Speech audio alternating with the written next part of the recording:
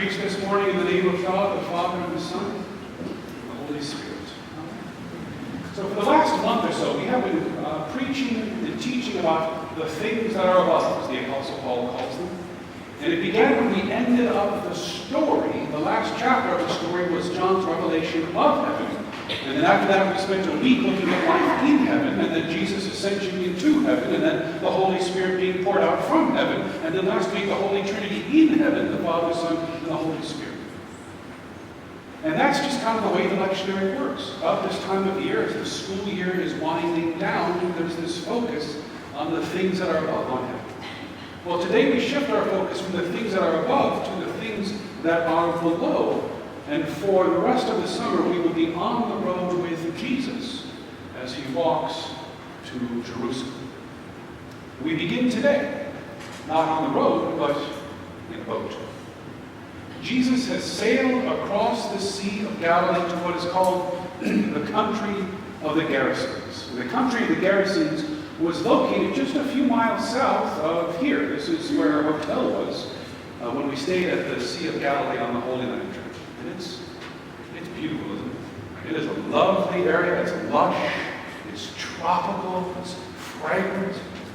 It's a resort area today, but back in Jesus' day, it was considered the other side of the tracks. Because it was on the other side of the lake, not on the Jewish side, but on the Gentile side, and those two did not get along.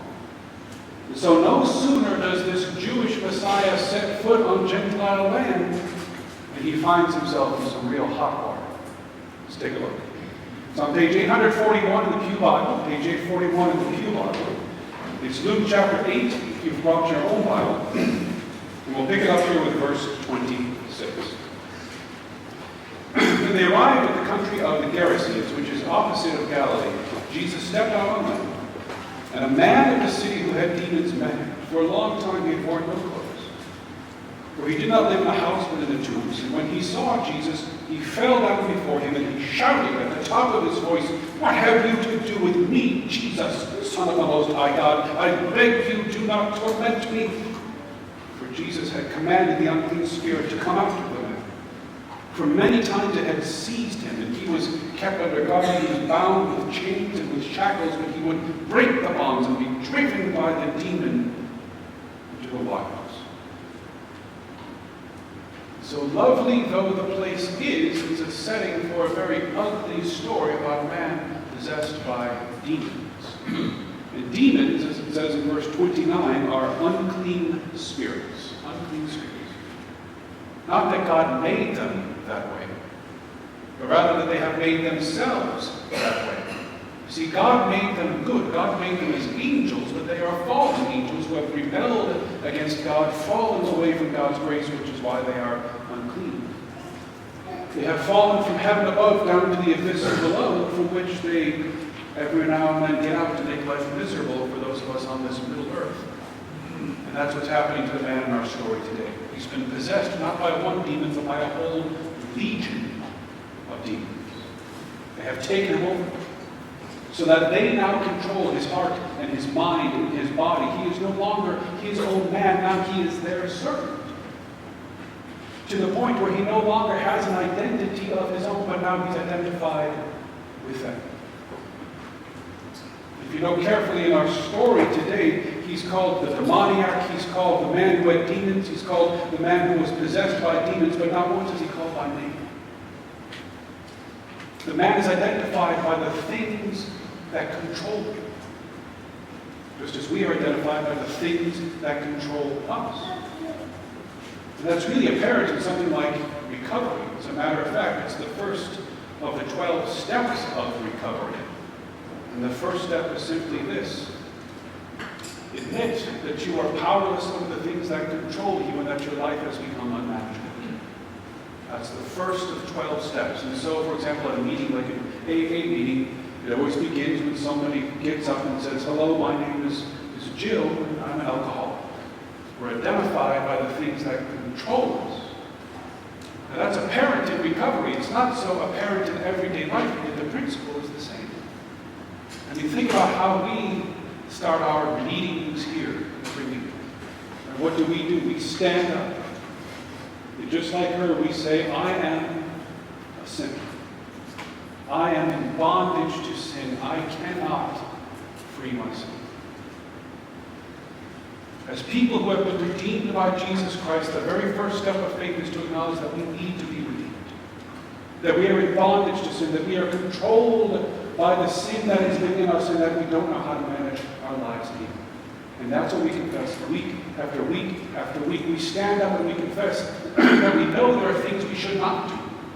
That there are things we don't even want to do, and yet somehow, some way, we always end up doing these things week after week after week, so that we end up like the man in our story today, verse 29.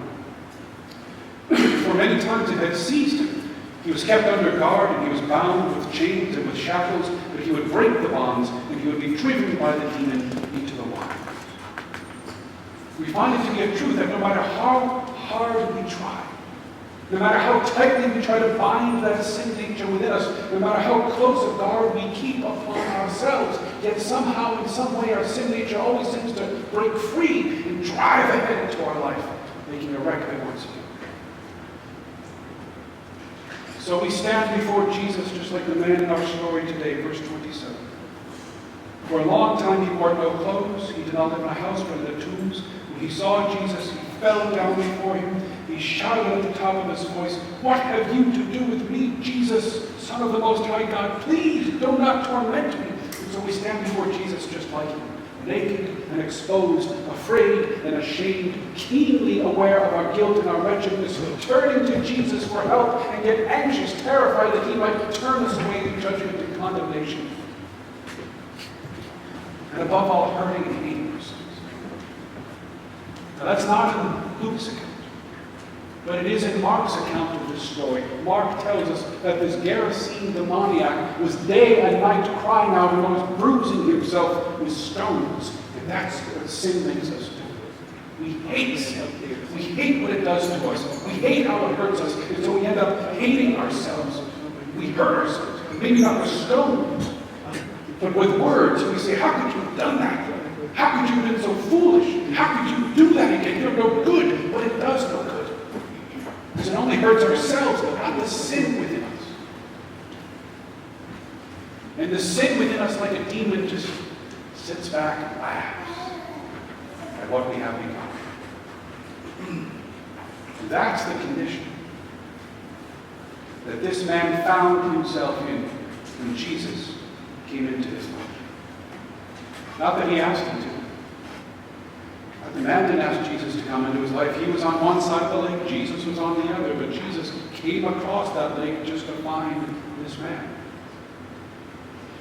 And no sooner does Jesus set foot on his land than the demons controlling him go absolutely berserk. They say, "What have you to do with us, Jesus, Son of the Most High God? I beg you, do not torment me. I beg you, do not order us to go down into the abyss." These demons don't care a fig for the man. They only care about themselves. And they fear that with the coming of Jesus, the final judgment has come. It hasn't, not yet. As things turn out, Jesus has not come for them. He's come only for him. And that's when they see their opening, which they seize at once. Verse 32. Now there on the hillside, a large herd of swine was feeding. And the demons begged Jesus to let them enter these, and so he gave them permission. And the demons came out of the man, they entered the swine, and the herd rushed down the steep bank into the lake and was drowned. Drowned like Pharaoh's army was drowned in the Red Sea. And as God delivered the Hebrew children from the grip of Pharaoh before them, so Jesus delivers this man from the grip of demons now. Jesus has delivered him. And not only has Jesus delivered him, but Jesus has restored him. Restored his dignity, restored his right mind, restored him to himself. For the next time we see him, verse 35. And they found the man from whom the demons had gone out, sitting at the feet of Jesus. He was clothed, and he was in his right mind. Jesus delivers him, Jesus restores him, Jesus sets him free, and Jesus will deliver and restore you. Jesus will deliver you from the sin that has a grip on you. He will speak his word of power over it and drown it in the waters of the sea. Jesus will deliver you from sin and from shame, from nakedness and from fear. Jesus will deliver you, and Jesus will restore you.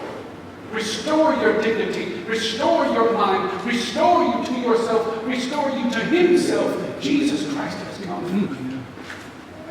And you will sin again.